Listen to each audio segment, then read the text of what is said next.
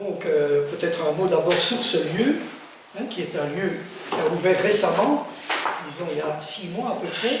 C'est Olivier, et je profite qu'il a quitté la salle pour dire tout le bien que je pense de lui. Donc c'est Olivier Guillemin qui a décidé, c'est sa maison, et donc il a décidé de le consacrer aux activités culturelles et à la création artistique. Et il y a déjà eu 2 expositions. Son idée, mais que je partage, et nous sommes quelques-uns dans le staff à fixer un peu le programme, c'est de dire il faut des thèmes, donc il ne faut pas exposer tout comme ça, de manière disparate, il faut essayer de fixer un thème. Le premier thème, c'était la peur, ça suffit. Et il y en a eu un récemment. Quel était, Olivier, le deuxième thème? C'était l'utopie réaliste. C'est un thème qui va nous poursuivre pendant plusieurs années. Oui, il nous a plu et donc il va s'installer sur le long terme. Et donc ce sont des expositions d'artistes, des artistes émergents. Ce n'est pas forcément des artistes de très grand renom, bien que certains ont apprécié cette salle, et pas seulement cette salle, également toutes celles qui sont dans la maison en façade, qui est donc ouverte tout entière aux travaux des artistes pressentis. Et donc certains artistes de renom ont maintenant contacté Olivier pour essayer de trouver un créneau de temps où leurs œuvres pourraient être montrées. Donc les choses évoluent, mais c'est toujours cette idée de souhaiter que les artistes travaillent ensemble autant que possible, donc qu'il y ait une sorte d'incitation à ce que les artistes, qu'ils soient dans la même discipline, la peinture, ou que ce soit des disciplines différentes, et cette inclination à travailler ensemble. Et nous arrivons à certains résultats assez remarquables de personnes qui au départ ne se connaissent pas, et au fil de la fréquentation de leurs œuvres respectives, disent tiens, ce serait pas mal si on imaginait une œuvre commune. Et c'est dans ce sens-là qu'on va, même si, évidemment, on ne force personne et on laisse le temps aux personnes de se connaître et d'éventuellement présenter alors des œuvres qui sont articulées en quelque sorte. Le deuxième axe, c'est de dire que les œuvres ne sont pas forcément finies. On peut imaginer ici des œuvres qui sont in progress, comme on dit. Et donc, et alors là, l'idée, mais c'est une idée qui n'est pas toujours facile à concrétiser, c'est que le public qui vient voir ces travaux donne son avis et, le cas échéant, contribue par leurs suggestions, ou même, pourquoi pas, en mettant la main à la pâte à un travail qui évolue et qui se perfectionne, si on peut dire, au fil des semaines ou des mois. Et voilà, donc on a des perspectives intéressantes d'expositions qui auront lieu déjà en début d'année prochaine. Mais voilà, je voulais simplement situer le lieu. Il faut vous dire que l'événement dont cette soirée fait partie est un événement qui est porté par un autre lieu bruxellois qui s'appelle la Maison de la Francité, qui est un lieu de longue date. Là, on n'est pas dans le nouveau, on est dans une institution bien installée, située rue Joseph II, et qui se donne pour objectif de promouvoir la langue française à Bruxelles à travers des activités culturelles, y compris à l'international. C'est-à-dire qu'il y a dans la ligne de la Maison de la Francité cette idée qu'il faut présenter la ville de la manière la plus valorisante possible, y compris vers des publics étrangers quand ceux-ci sont ici à Bruxelles, mais aussi en faisant venir et en valorisant des artistes qui viennent du monde francophone. Et c'est le cas de cette opération qui se mène ces jours-ci pour la 2e fois. Anne van den Dorp, ici présente, en est la coordinatrice, qui est donc un moment où on va, à travers les prestations de Moura Armel et de 2 autres jeunes artistes, et sous la supervision d'un homme dont je vais dire 2 mots dans un instant, qui vont travailler sur la nouvelle en s'autorisant à écrire pour une catégorie d'âge qui grosso modo correspond aux 12-25 ans, je dirais, mais dans des catégories évidemment spécifiques selon l'âge. Et l'idée, c'est que donc viendront et de Tunisie, et du Rwanda, et de Belgique, des nouvelles de 4 pages qui vont être confrontées les unes aux autres. Il y a des classements qui se feront par pays, mais il y aura aussi un classement tout pays confondu. Et donc, je crois que ce concours correspond assez bien à ce que la Maison de la Francité veut faire. Et donc, de ce point de vue-là, donc je vous dis, c'est la 2e édition.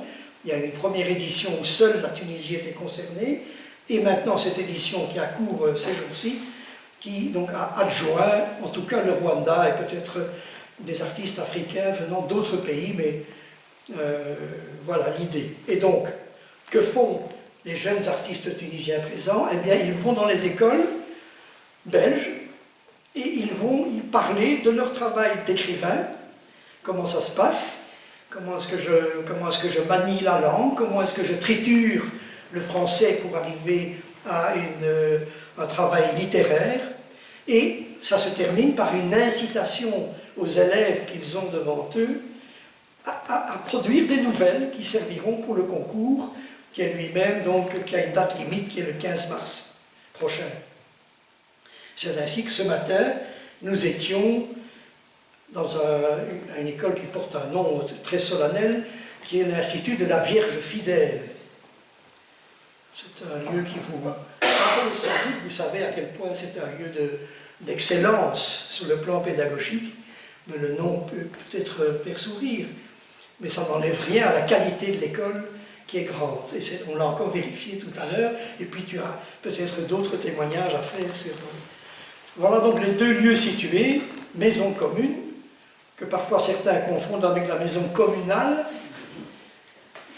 ce qui rend, alors à l'inverse, ça rend jaloux la maison communale, parce qu'il arrive aussi que des gens viennent ici en disant c'est la maison communale, s'attendant à nous voir sortir un cachet ou un récépissé quelconque, et nous ne sommes pas du tout compétents pour établir des papiers d'état civil jusqu'à présent. Mais Daniel, si je puis ajouter un petit élément, il y a beaucoup plus inquiétant que le fait qu'on nous confonde avec la maison communale ici à Ixelles. Vous avez peut-être suivi l'information qui est tombée hier ou avant-hier que Emmanuel Macron et l'autre droite française se regroupent sous l'appellation maison commune. C'est vrai. Et donc on ne sait pas si on doit changer notre nom ou l'assumer. Ou si c'est aller en justice pour que eux le changent. Ah, c'est une possibilité.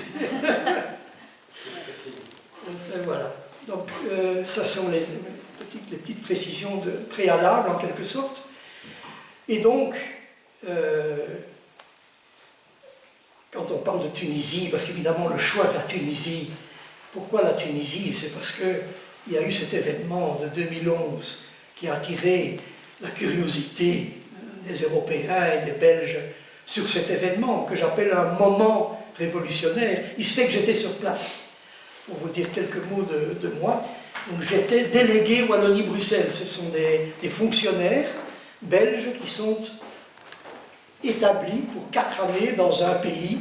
J'ai été au Maroc 4 ans, j'ai été en Tunisie 2 mandats, 8 ans, et qui sont chargés d'établir des liens culturels entre des créateurs belges et ceux du pays où on est en poste. Ça m'a passionné au Maroc, ça m'a passionné donc c'est culture, mais c'est aussi éducation, et c'est aussi lien entre les sociétés civiles. Tout ça est passionnant, vous en doutez. Et au Maroc, ça c'est une chose, et en Tunisie, donc les choses étaient relativement stables et un peu comme ça en veilleuse, quand tout à coup intervient cet événement de janvier 2011 qui a un peu bouleversé tout. C'est ce que j'appelle un moment révolutionnaire.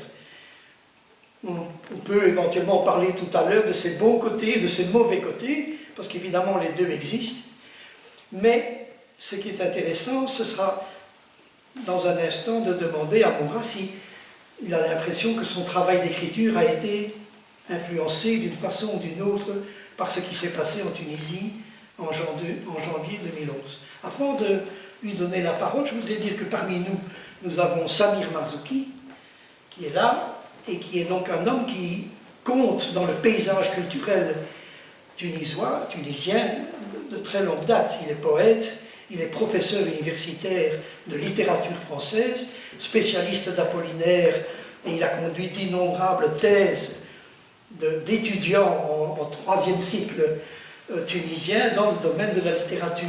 Et si j'en parle, c'est parce que, si j'en parle maintenant, j'en aurais parlé de toute façon, mais j'en parle maintenant parce que concernant ce moment révolutionnaire, beaucoup de choses ont changé en quelques jours.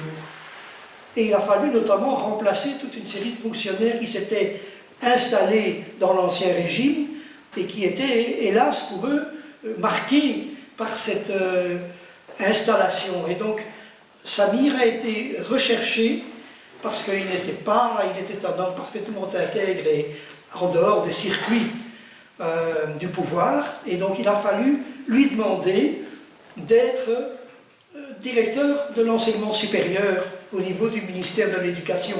Il était bien sûr professeur universitaire, il connaissait la musique, mais c'est ça un moment révolutionnaire. On va chercher quelqu'un et on lui dit, voilà, tu n'as pas le choix, on te dit, fais ça parce que tu dois prendre tes responsabilités maintenant. Et pendant plusieurs mois, il a été dans ce poste stratégique, comment imaginer, d'abord comment faire pour que les choses avancent et se fassent. Il ne fallait pas tomber dans l'anarchie, et en plus déjà concevoir ce que pourrait être un enseignement supérieur plus libre, moins confiné, moins... Oui, le mot confinement finalement convient assez bien, on en parle pour la pandémie, mais finalement il convient assez bien pour décrire l'ancien régime. Il y a une expression que j'aime bien qui est de dire « avant, tout était interdit, sauf ce qui était autorisé ». Et après le 14 janvier, tout était autorisé, sauf ce qui était expressément interdit. Et vous voyez tout de suite la différence de point de vue. Et donc, moi j'étais là, donc j'ai vécu tout ça, et donc j'en parle avec une certaine familiarité. J'ai même écrit un roman là-dessus qui doit être quelque part. Mais donc il ne s'agit pas ce soir de parler uniquement de ce moment, mais quand même, une première question à moi, c'est de dire... est-ce qu'on peut faire un lien entre le moment révolutionnaire, parce qu'en fait la chronologie doit peut-être t'aider, et la sortie de ce premier roman qui s'appelle Sculpteur de masques. Est-ce que tu l'as pris avec toi? Oui. Il est là. Donc il pourra circuler tout à l'heure. Tu vois ce que je te demande? Oui.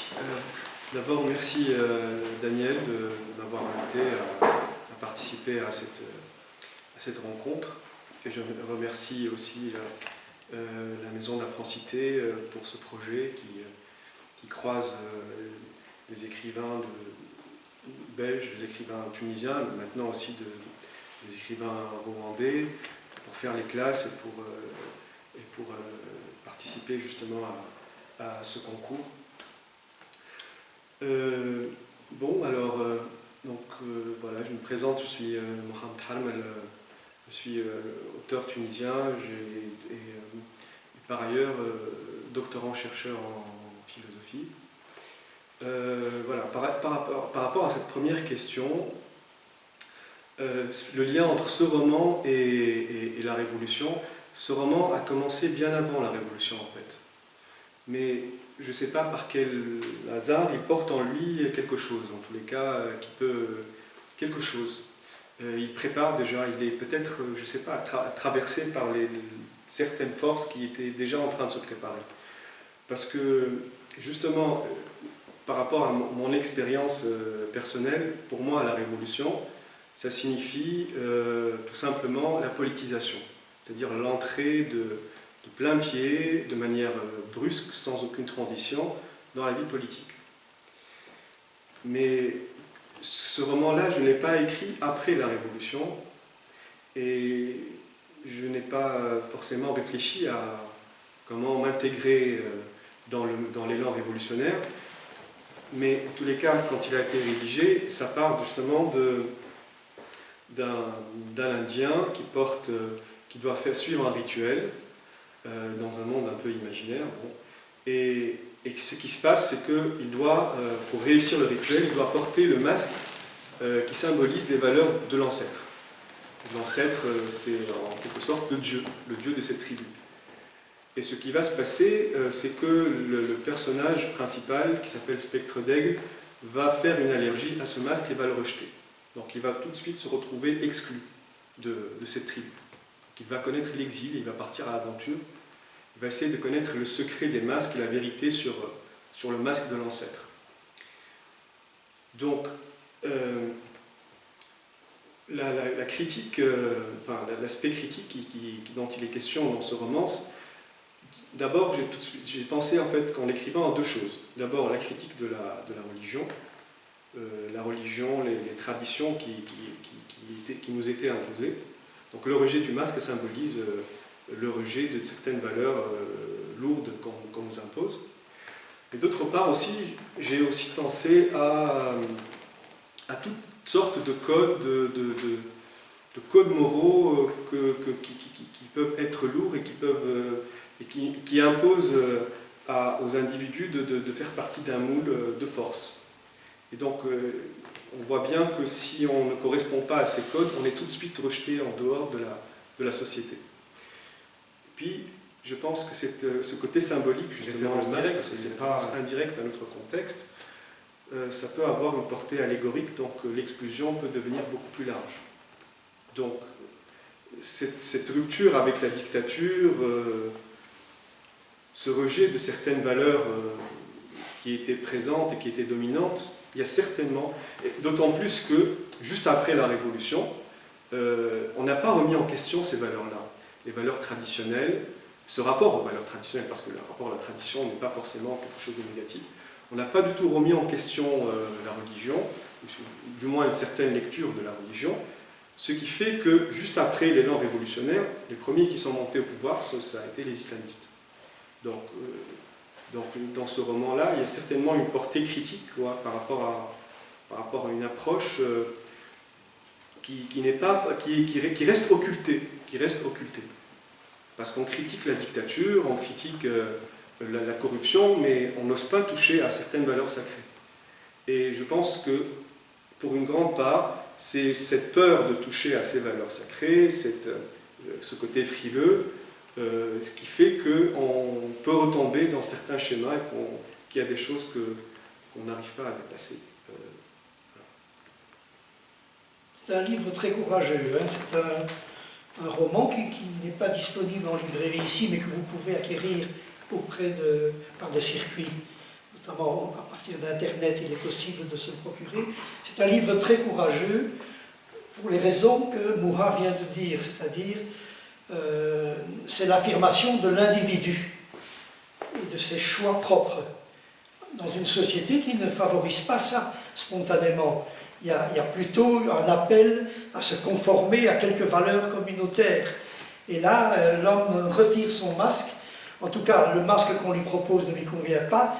Il va passer par un certain nombre d'épreuves, où on va, d'une façon ou d'une autre, lui faire admettre le principe du masque, et le héros du livre sera courageux, mais je dois dire que l'écrivain l'a été aussi.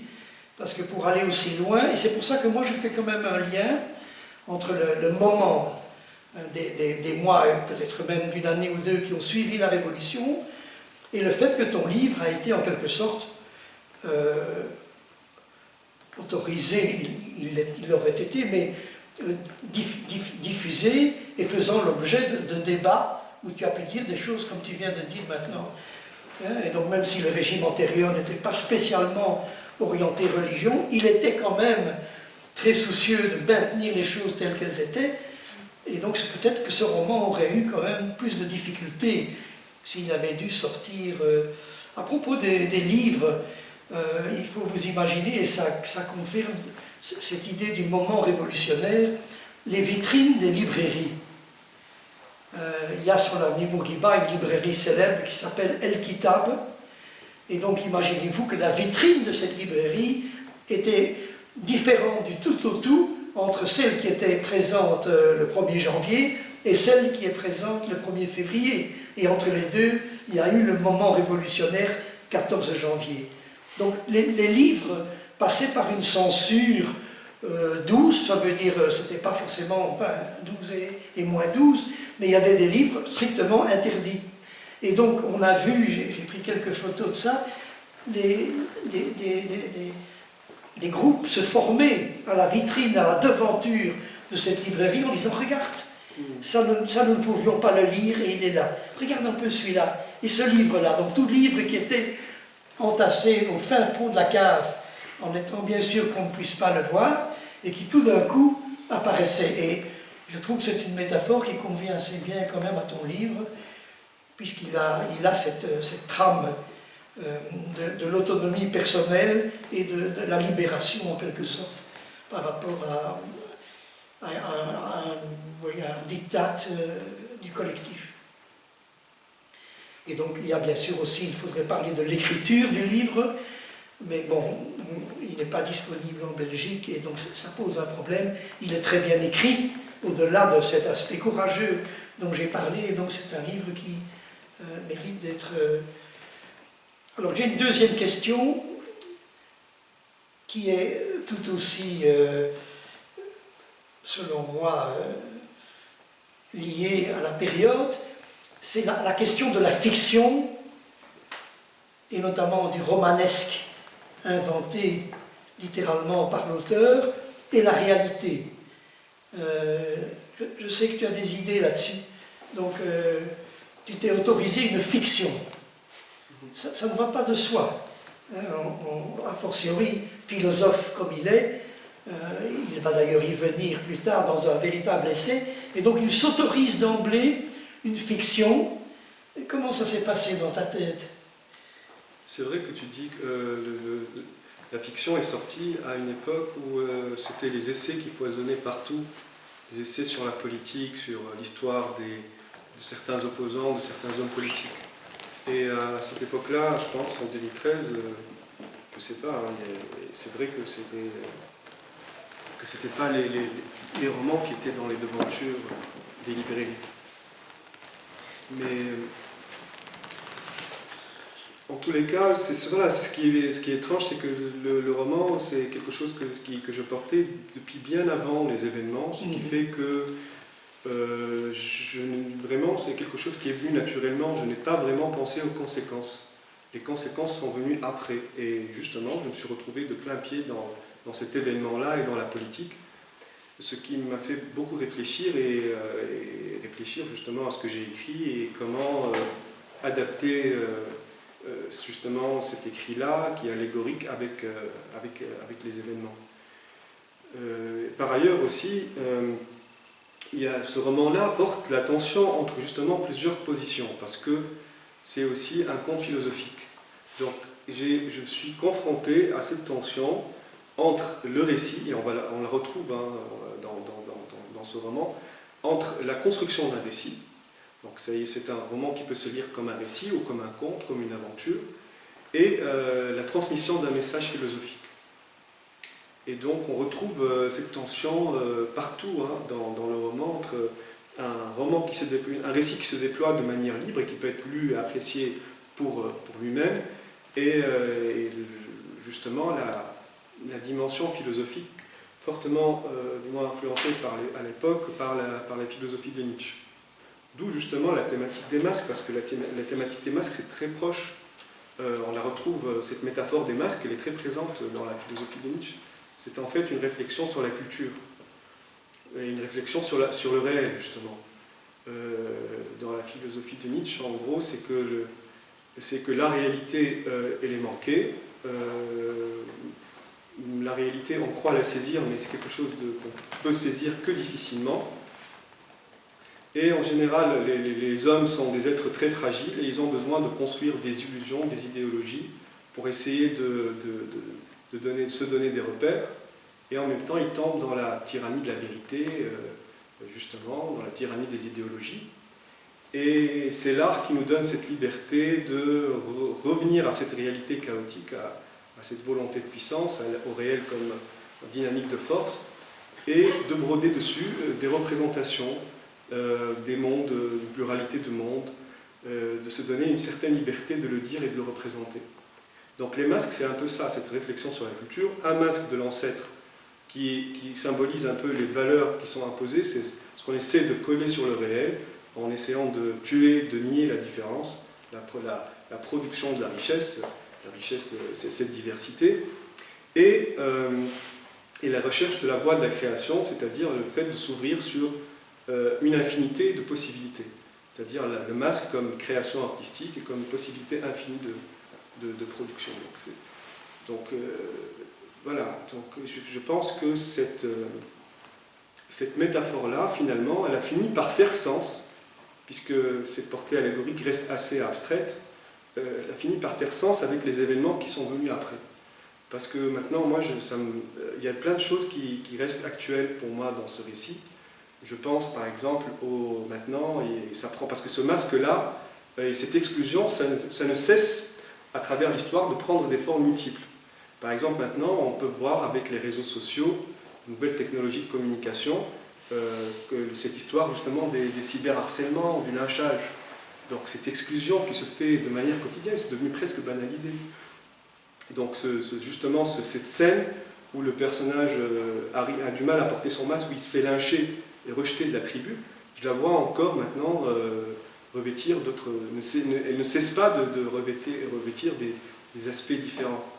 On la retrouvée à la période de l'islamisation du pays, donc tous ceux qui pensent différemment, qui sont traités de mécréants. Maintenant aussi, à l'époque du gouvernement populiste, du président populiste Kais Saied, tous ceux qui ne soutiennent pas la voie révolutionnaire, mais je veux dire bien la lecture, la voie imposée, on n'a pas le droit de critiquer, sont tout de suite exclus. Et voilà, ce qui est drôle aussi, c'est justement dans ce nouveau gouvernement, c'est qu'il va très bien avec le lynchage médiatique. Il y a une nouvelle vague qu'on n'a pas vue avant, qui a carrément explosé. C'est que j'ai l'impression que le président, dans ses discours, il appelle, justement, c'est ça le populisme. Le populisme, c'est de diviser le peuple en peuple essentiel, véritable et en élite. Et en même temps, en stigmatisant l'élite, mais tout en la laissant un peu dans le flou. Il n'y a pas de désignation très précise. Donc il dit nous, le peuple, vous, le peuple, et eux. Eux, ça signifie certainement une certaine élite corrompue, qui peut être une élite économique, une élite politique, une élite intellectuelle. Ce qui fait qu'on a connu cette vague-là depuis quelque temps. Beaucoup de personnalités médiatiques, des intellectuels, des hommes politiques ont été lynchés de manière très sévère, de manière extrêmement violente. Et voilà, donc ça m'a fait tout de suite penser à cette fragilité-là, le fait d'avoir toujours du mal à correspondre à certains codes du moment. Ça m'a fait penser à cette histoire du masque. C'est le courage d'être éventuellement marginal par rapport à un air du temps qui est manifesté par le héros. Tu as embrayé assez vite là sur l'actualité tunisienne. J'aurais voulu encore une ou deux questions sur ton travail littéraire strictement, et notamment la place du fantastique. Nous les Belges, nous savons qu'il existe une littérature fantastique. Il y a toute une tradition genrée, Thomas Owen. Nous sommes familiers du fantastique et de ce qu'on a appelé le réalisme magique. Eh bien, on trouve ça de manière assez surprenante dans les romans de Moura. Et donc, ma question, c'est, là encore, une espèce d'audace. Une audace de sortir du réel et de s'autoriser comme ça des sauts dans des choses surréelles. Comment c'est né ça? Quel est le fond de ça dans ton propre cheminement de lecture notamment? Est-ce que tu as été mêlé à la littérature fantastique avant d'y être toi-même? Donc finalement, en tous les cas, c'est certainement une revendication de liberté dans la manière de s'exprimer. Parce qu'en général, il y a une exigence du réel. Le réel nous appelle et on doit nous ancrer dans le réel. Et finalement, je trouve que c'est très intéressant de se donner cette liberté de construire des mondes imaginaires. Évidemment, on peut parler beaucoup dessus, on va dire finalement que les mondes imaginaires, ça a beaucoup plus à voir avec le réel qu'on le croit, évidemment. Mais je veux dire, certainement, ce qui m'a transmis cette passion du fantastique, mis à part le fait de la découverte parce que mes premières lectures passionnantes ont commencé avec le fantastique, avec le Seigneur des Anneaux, l'univers de Tolkien, la science-fiction de Ray Bradbury, mais je crois que le mérite, c'est ma grand-mère qui m'a transmis cette passion, je pense, parce que ma grand-mère qui ne savait pas écrire, qui justement, qui signait, en fait, elle s'appelle Aziza, mais son nom c'est Loulou. Et en arabe, ça fait deux ronds, quelque chose comme ça. Et donc, quand elle allait à la banque pour retirer de l'argent, le banquier lui disait « Fais-nous tes deux biscuits, quoi, voilà. » Et donc, par ailleurs, elle avait justement, ma grand-mère vient du sud, de Djerba, et de là-bas, ils ont une tradition orale très importante. Donc, c'était une grande conteuse, en fait. Et donc, on nous a raconté des contes terrifiants d'ogres et d'ogresses. Et on était complètement pris, on était sous le charme, on était terrifiés. Après, je ne pouvais pas dormir. Mais voilà, mais c'est resté, je pense que c'est ça, en fait. Ces mondes imaginaires, l'ogre, justement, ce personnage-là. Et il y avait un grand jardin elle avait un grand jardin dans sa maison. Et quand je sortais le soir, je visualisais les ogres dans le jardin. Je n'arrivais pas d'imaginer comme ça des formes. Et voilà, donc certainement, cette passion, en même temps, cette passion du récit et cette passion mêlée à la frayeur, d'écouter des histoires effrayantes et de ne pas arriver à dormir le soir, mais en même temps de vouloir les écouter encore et après de vouloir les dire. Donc ça, c'est certainement un point réellement important, et le fait de rester dans cette démarche, c'est une forme de fidélité, quoi, il y a une certaine fidélité. Certainement. On pense évidemment à ce que Samir nous a raconté lors de l'entretien qui a eu lieu il y a 2 ans, où il évoquait la personne de son père, qui est un peu dans la situation de la grand-mère de Mourad.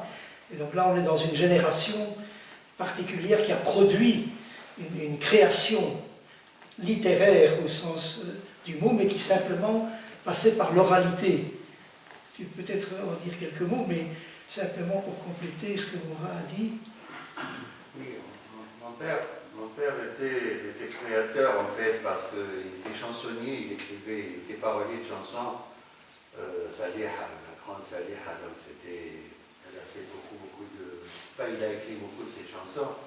Et c'était un chercheur aussi, mais sur le patrimoine, sur la littérature orale.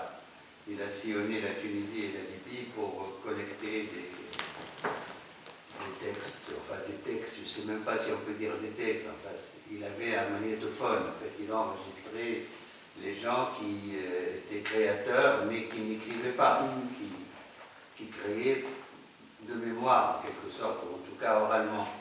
Et il était passionné par ça, d'ailleurs, il est surtout connu pour avoir fait des feuilletons à la radio, inspirés notamment de ce qu'on appelle Tarib Benihlet, c'est-à-dire une épopée des tribus arabes quand les tribus sont venues conquérir la Tunisie, et qui est restée, donc, qui marque les imaginations, etc. Et ça, bon, je crois qu'il a fait un travail en même temps de création et puis de collecte et d'analyse. Et bon, moi je m'y suis intéressé assez tard, mais je dois dire que bon, pendant 2 ans j'ai traduit son œuvre principale qui s'intitule en français « En compagnie des Bédouins dans leur...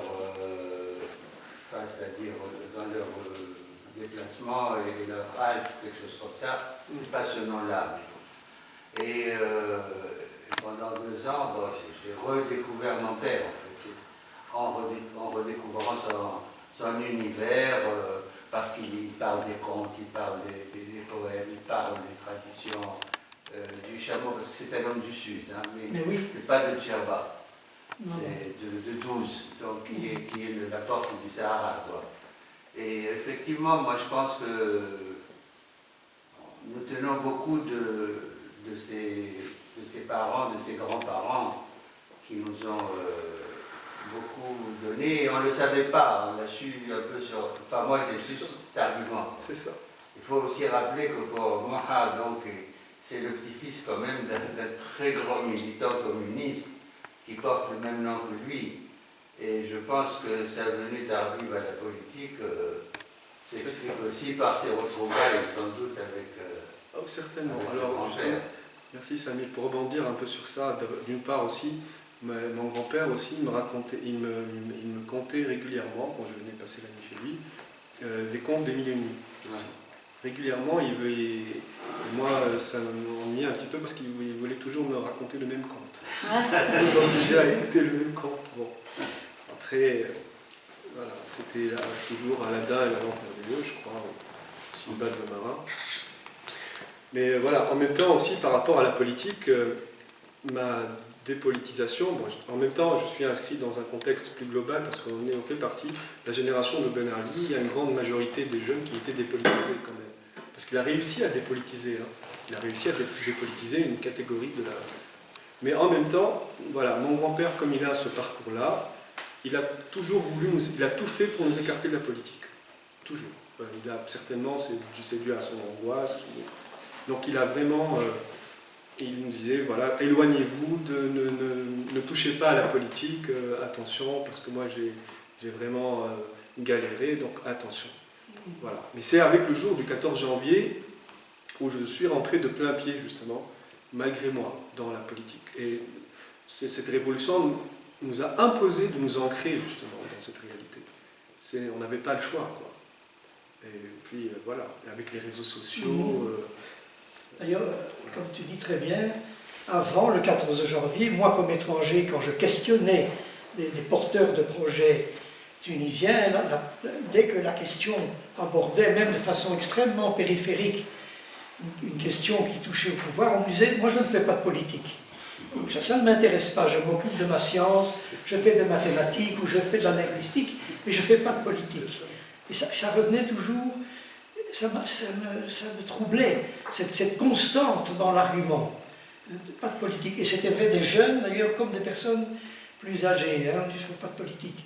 Et toute cette société vivait comme ça. Et donc il y a eu à un moment donné cette extraordinaire émergence du politique, où elle s'impose et où on débat et où on a un avis et où d'autres se... Hein, il fallait voir l'effervescence sur l'avenue Bourguiba, cette grande avenue dont je vous ai déjà parlé à propos de la librairie, là encore, il y avait des cercles de discussion partout et des gens qui s'interpellaient, qui s'invectivaient sur la façon dont il fallait mener l'affaire.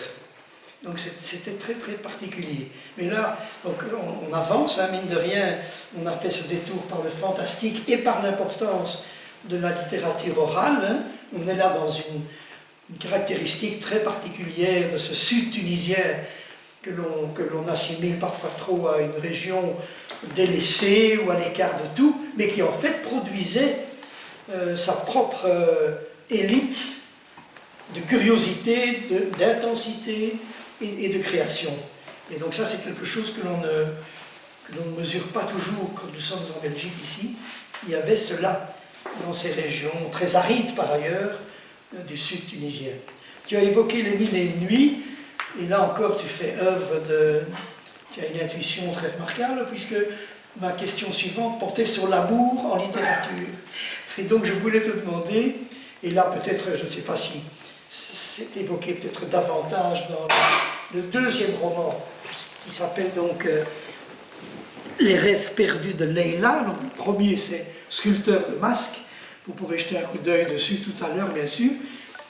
Voilà un roman qui donne évidemment à la fois la notion du rêve et la notion du genre, puisqu'il s'agit d'une femme dont il est question. Comment est-ce que... Et peut-être toujours dans le contexte de la Révolution d'ailleurs, mais pas forcément. Comment est-ce que l'amour, comment est-ce que le sentiment, plus généralement, prend place dans ton travail littéraire? À quel moment est-ce que ça joue un rôle ou ça n'en joue pas, en fait? Est-ce qu'il y a des dames qui comptent dans ton imaginaire fictionnel? Il y a toujours une histoire d'amour quelque part. Dans le premier, dans le Sculpteur de masques, il y a aussi une histoire d'amour en parallèle. Puisque je suis amusé à donner des noms. Donc le personnage principal, c'est Spectre d'Aigle, et son amoureuse, c'est Crinière Sauvage. qu'il y a une histoire d'amour qui se construit parallèlement à cette aventure des masques. Dans les rêves perdus de Leila, il y a une histoire d'amour fugitif comme ça. C'est pas le thème principal en fait.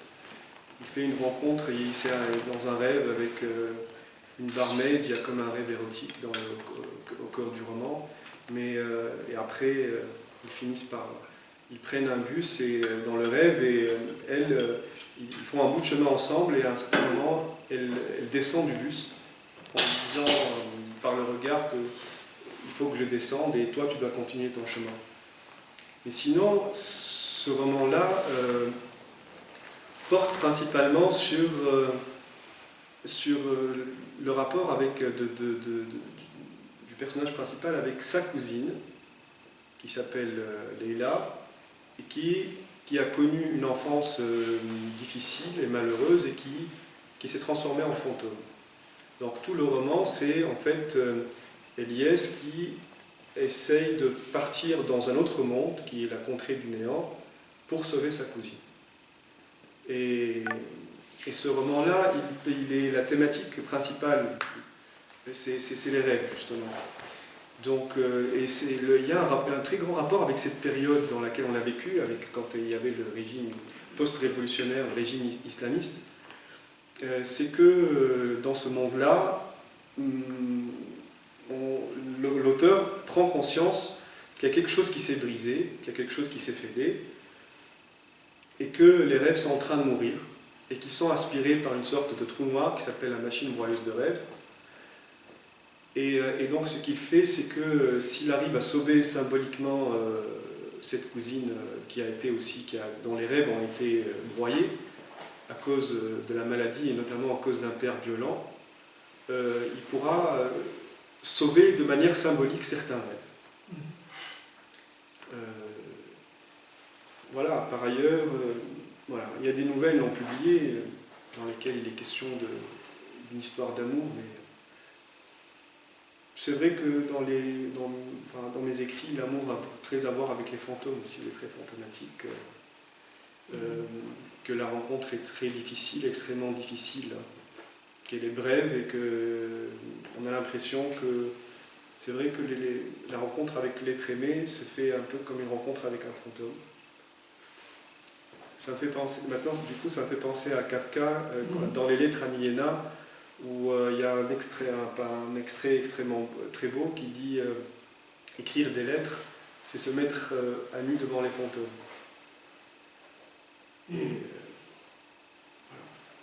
Tout à l'heure, on était donc à la Vierge fidèle et on évoquait ensemble, successivement, ces cortèges qui parcouraient toujours cette avenue Bourguiba et qui, à un moment donné, se resserrent parce que les manifestants quittent la place où se trouve le syndicat, qui a joué un rôle historique en Tunisie, de la place Mohamed Ali, et qui donc, pour aller sur l'avenue Bourguiba, traverse des rues extrêmement étroites.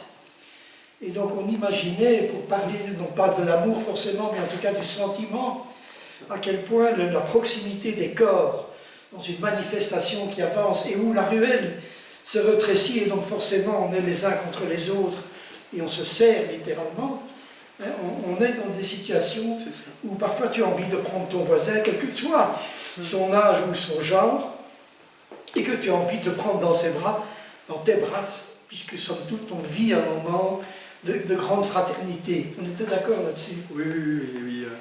Oui, la révolution, il y a quelque chose, je ne sais pas, c'est aussi une révolution du désir quelque part. On peut faire un lien avec ça, que ça crée de nouveaux liens et une nouvelle intimité entre les personnes. Voilà. Du coup, dans la nouvelle avec laquelle j'ai participé dans ce concours, il y a justement toujours des fuites. Le personnage qui se retrouve pris dans ce mouvement de foule et dans le fameux slogan « Dégage », parce que quand il y a eu la révolution en Tunisie, il y a un slogan qui est devenu très célèbre, ce fameux « Dégage » justement, qui est une sorte de musique aussi, qui est devenue la musique propre à la révolution. Il y a des digressions où il se tourne vers une certaine Abir, qui est une femme très, très belle et en même temps avec, très, très courageuse, qui est au devant de la scène, qui est une vraie militante, qui est accompagnée d'un journaliste militant aussi.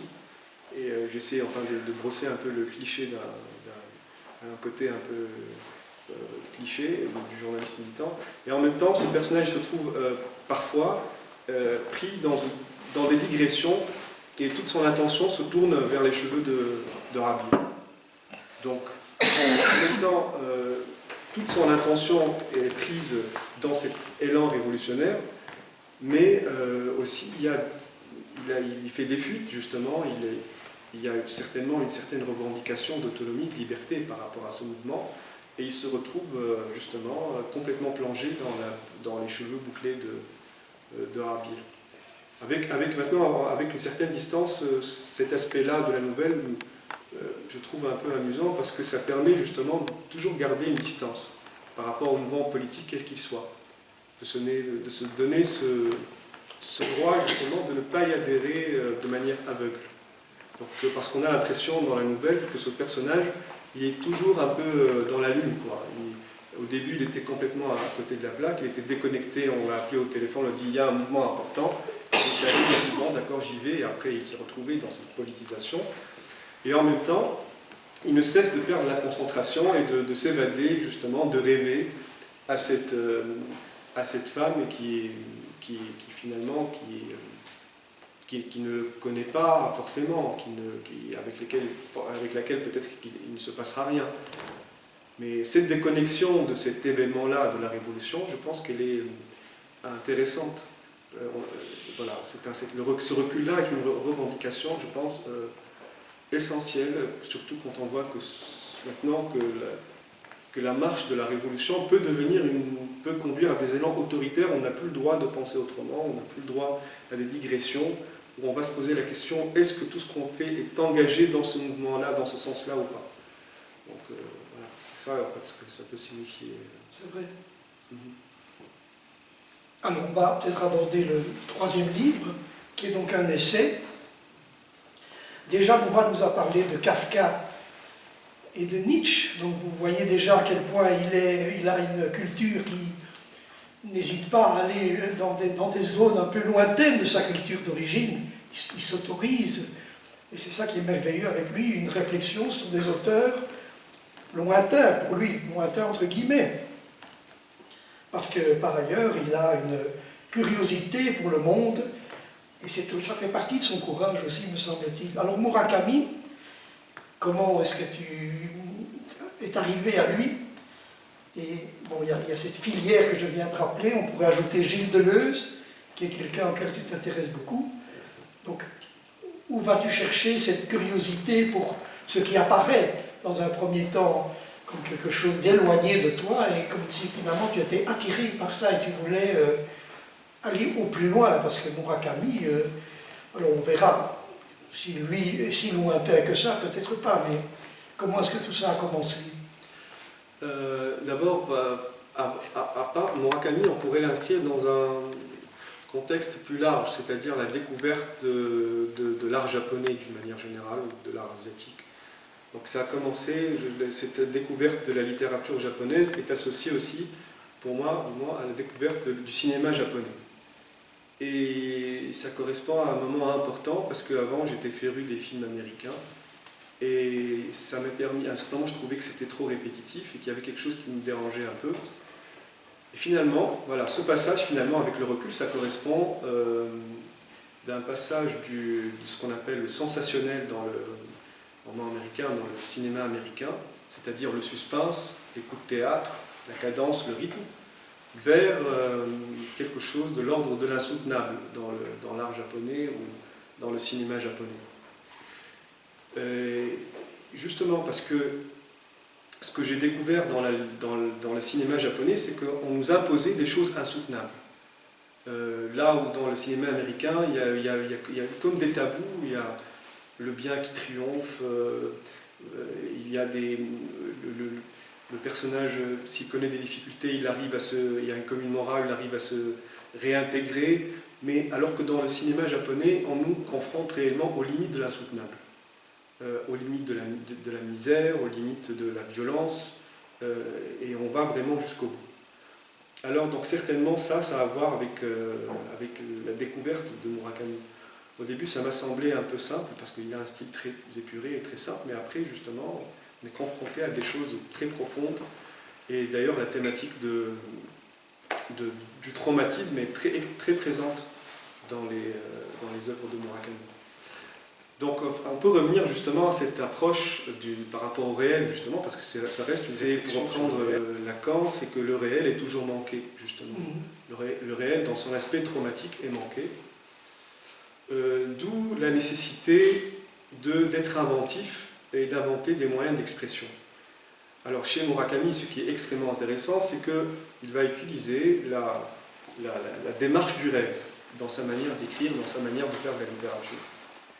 Et le rêve, justement, c'est un ensemble de mécanismes, justement, extrêmement riches, qui peuvent conduire à des démarches artistiques très intéressantes. Ce que j'ai trouvé, par ailleurs, extrêmement aussi parlant dans l'art japonais, le cinéma japonais, la littérature japonaise, c'est leur manière de rendre actuels des mouvements que l'on dit révolus, c'est-à-dire que l'on inscrit dans une histoire et que l'on inscrit dans une démarche progressiste. Par exemple, on dit le romantisme, c'est le 19e siècle, et après on est passé à autre chose. Le surréalisme, c'est un courant de l'après-guerre, et on est passé à autre chose. Dans la littérature japonaise, justement, il y a une grande fraîcheur, on réactualise ces thèmes-là avec beaucoup de fraîcheur. Et Murakami, je pense on l'a dit de toute façon dans les articles, il a repris, justement, il a redonné ses lettres de noblesse au courant surréaliste. Donc je pense notamment au manifeste du surréalisme d'André Breton, où il dit que dans notre manière classique d'aborder les choses, on met toujours le rêve entre parenthèses. On s'est dit, voilà, finalement, j'ai un souvenir, mais finalement, ce n'était qu'un rêve, donc ça ne fait pas partie du réel.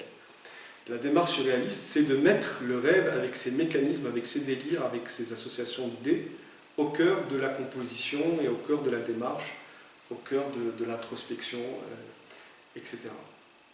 Par ailleurs, l'autre aspect qui est fascinant dans la littérature, et pour rebondir aussi sur le rêve, je pense aussi que ce qui est intéressant, c'est qu'il produit chez nous des sensations extrêmement intenses quand on lit cette littérature, c'est que le rêve, c'est une forme d'archaïsme, c'est un rapport à l'origine. Cette manière de percevoir les choses à travers le rêve nous renvoie à quelque chose d'archaïque en nous. Comme, justement, c'est ce que Nietzsche a dit quand il a dit que le rêve, c'est un état de perception antérieur. Donc que notre manière à nous, logique et consciente de percevoir la réalité, c'est le travail d'un grand effort, et que l'humanité antérieure percevait le réel comme si elle rêvait. Donc ce rêve, aborder le réel à partir du rêve et du cauchemar, va nous connecter avec un aspect, je ne sais pas, très archaïque en nous, et va nous faire vivre avec l'inconscient, par ailleurs, et va faire revivre en nous des terreurs, je ne sais pas, des angoisses qui sont très, je sais pas, très anciennes. C'est un peu comme, justement, on le voit chez les enfants. Notre manière, les enfants dont ils perçoivent le monde, la nuit, par exemple, c'est pas la manière dont un adulte perçoit la nuit. La nuit, les enfants peuplent réellement l'obscurité de monstres et de fantômes. Je sais pas, un lieu pour accrocher des vêtements, par exemple, devient un monstre pour les vêtements. Et voilà, la thèse de Nietzsche, c'est que l'humanité antérieure percevait un peu le monde sous une forme hallucinatoire. Alors, l'autre point extrêmement intéressant dans la littérature de Murakami, c'est justement la thématique de la pluralité des mondes. Chez Murakami, le monde réel est toujours se trouve dédoublé et ouvert sur une pluralité de mondes qui représentent un peu comme le double, l'avatar de ce monde-là. Donc, par exemple, on retrouve le monde de l'inconscient. Par exemple, dans les chroniques de l'oiseau au ressort, le personnage principal, Toru Okada, descend dans un puits qui est à la fois la métaphore de la descente dans les profondeurs de l'inconscient, et qui est à la fois le passage vers un autre monde. Et il va descendre justement au plus profond du puits pour accéder à un autre monde afin d'entrer en connexion avec son épouse disparue. Il y a aussi justement, donc il y a le monde justement, le monde des profondeurs, le monde de l'inconscient, que l'on trouve dans plusieurs romans. Parfois c'est les profondeurs intérieures, parfois c'est comme le souterrain d'un monde, ça peut nous faire penser aux enfers justement, au monde des enfers qui est un monde souterrain. Dans un Q84 c'est un peu le cas, puisque le personnage principal prend les escaliers de secours, se retrouve dans le double de 1984, qui devient un Q84, où il y a deux lunes, où il y a des choses très étranges qui se passent. Il y a aussi le monde justement, même les personnages eux-mêmes constituent un monde. Les autres, l'altérité, c'est un monde à part entière. Et on a l'impression justement dans les romans de Murakami que les personnages auxquels est confronté le protagoniste, avec lesquels il va vivre une histoire d'amour impossible par exemple, avec lesquels il va vivre une amitié, sont enveloppés d'une sorte de monde transcendant. Et d'ailleurs, il y a un chercheur qui s'appelle Antonin Bechler qui a parlé du thème de la communicabilité dans les romans de Murakami. Donc on a toujours l'impression que les personnages, que les amis, que les êtres aimés sont enveloppés dans un monde transcendant et d'ailleurs ils ne cessent de disparaître et de revenir dans le monde principal, et on a toujours l'impression que le héros n'arrive pas à communiquer avec eux ni à les rencontrer. Ce monde-là, le monde transcendant, est toujours aussi très proche, même le monde intérieur, très proche du monde de la mort. Le monde de la mort est très présent, extrêmement présent dans les romans de Murakami.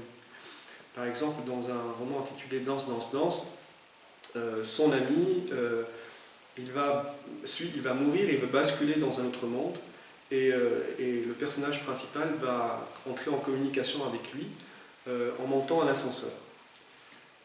Et ça aussi, justement, cette histoire de la pluralité des mondes nous fait penser à la question du passage, c'est-à-dire comment passer d'un monde à l'autre.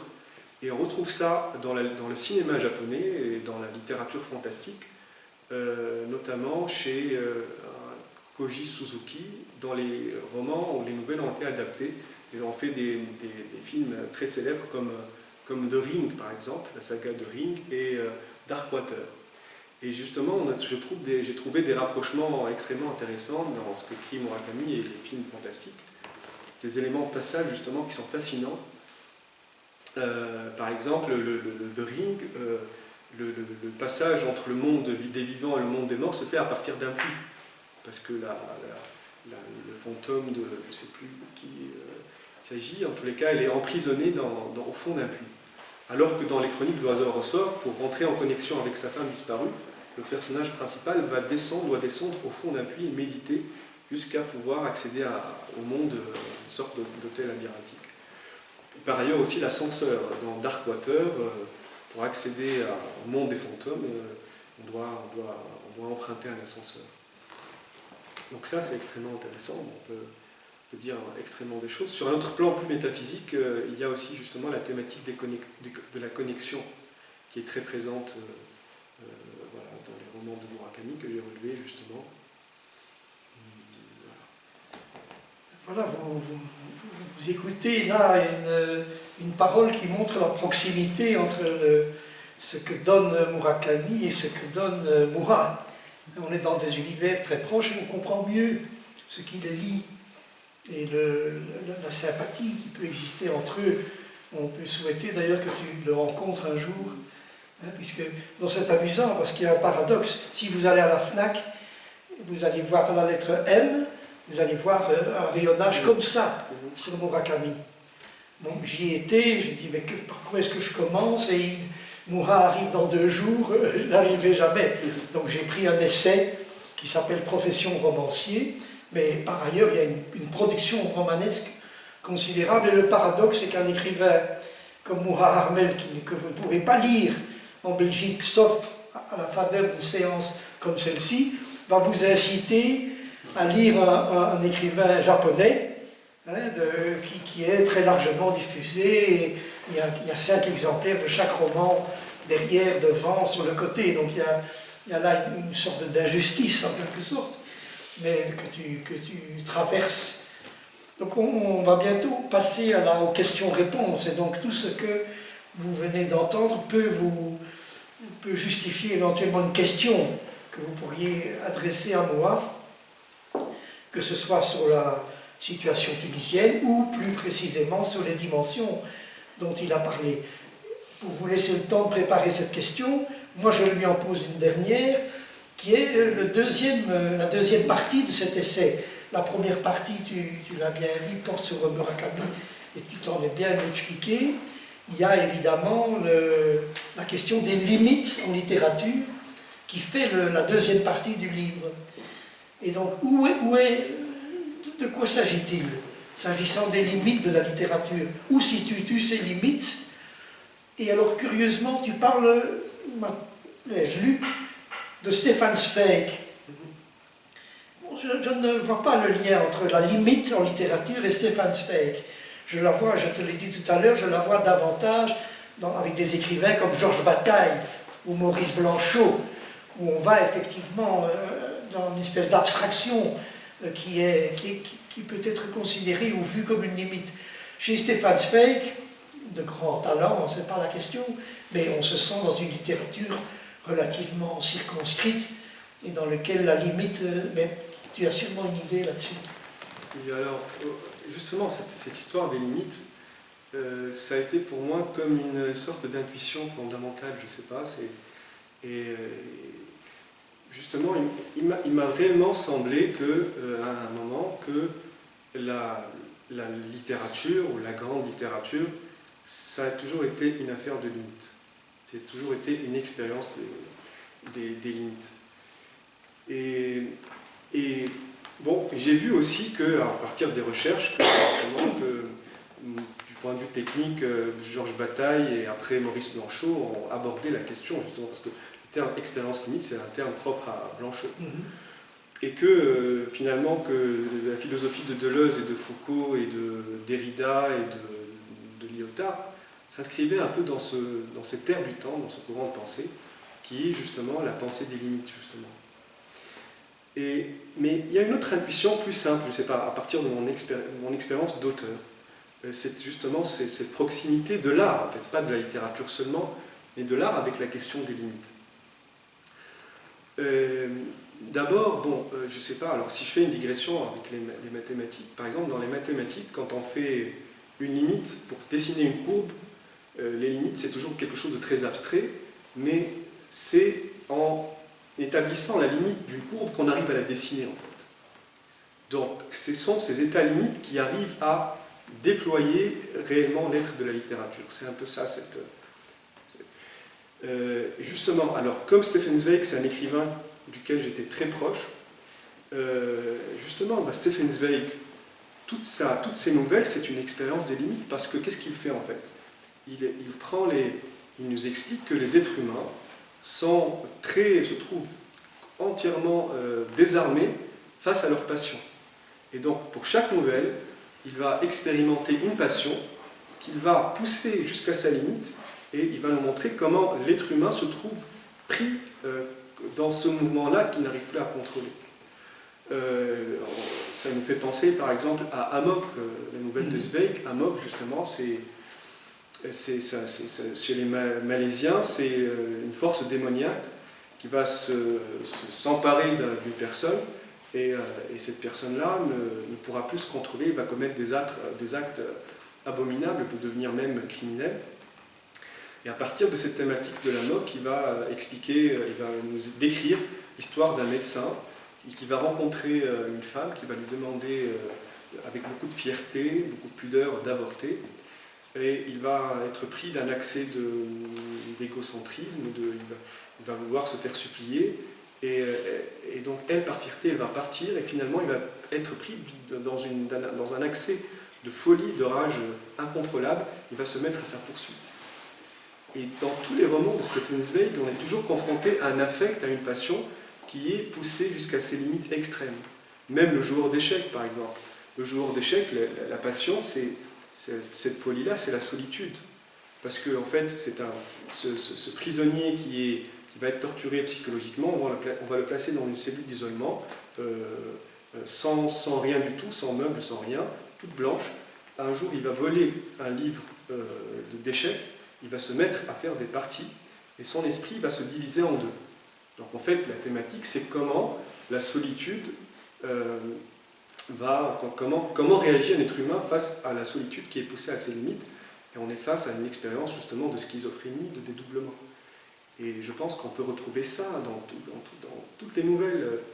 24 heures de la vie d'une femme, comment la passion conduit une femme dans des conditions extrêmes, comment la peur, comment la jalousie nous entraîne dans des situations où on est déshumanisé. Hors de soi. Donc, il m'a semblé que Stefan Zweig, justement, on peut trouver justement ce rapprochement intéressant avec les limites qui sont poussées à des passions extrêmes. Et d'une manière générale, cette thématique des limites, on peut la décliner en plusieurs façons. Par exemple, de très grands romans ont été écrits sur la folie, justement, sur les limites de la raison. De très grands romans ont été écrits sur le rapport intime entre l'homme et l'animal, où on n'arrive plus à faire la différence. On n'est plus dans cette hiérarchie entre l'homme comme être conscient et raisonnable, l'animal comme être inférieur, où l'homme avec l'animal entre dans une certaine intimité qui peut devenir soit créatrice, soit destructrice. Je pense notamment à Moby Dick, par exemple, cette passion, ce lien intime et démoniaque entre le capitaine Achab et la baleine blanche. Chez Murakami aussi, il s'agit de l'expérience de l'inconscient, des limites et aussi du rêve aussi, comment l'éveil se retrouve dans son incapacité à dire le réel et comment le rêve devient un mécanisme primitif, on va dire, très profond pour dire des choses, pour dire le trauma par exemple, pour dire les blessures, pour dire l'amour. Donc il me semblait que c'était justement cette question des limites, c'est quelque chose d'extrêmement intéressant. Sûrement intéressant, et tu es allé toi-même très loin dans l'analyse de ces choses-là. Tu trouves, à propos de ces différents écrivains, on aurait pu parler ou tu pourrais parler de Dostoïevski. Tu évoquais le joueur, hein, là nous sommes aussi dans un cas de folie, tout ça évidemment nourrit une littérature tout à fait extraordinaire. Voilà, je pense vous avoir convaincu de l'intensité de la pensée de Moura Armel, et Pierre, si tu veux... Moura pourrait quand même lire quelques extraits. Qu'est-ce que tu as pensé à ça, que ce soit, pourquoi pas sur ce livre-là, est-ce qu'il y a un passage qui te... J'aimerais bien lire des extraits de l'article « Qu'est-ce que le romantisme ?» par exemple.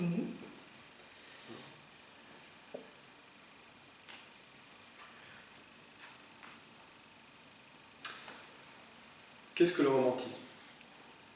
La fêlure. Le romantisme commence par l'annonce de ce constat douloureux. Une fêlure, une rupture radicale entre le sujet et le monde. Impossibilité de rencontrer les autres, impossibilité de se rencontrer soi-même, et impossibilité de trouver le lieu et l'époque où la rencontre devient possible. Au cœur de cette solitude commence alors une quête impossible pour rendre la rencontre possible, pour conjurer cette étrangeté incurable. Où il s'avère que le seul moyen de renouer avec le monde se fait par l'art et par la métaphore. Soit que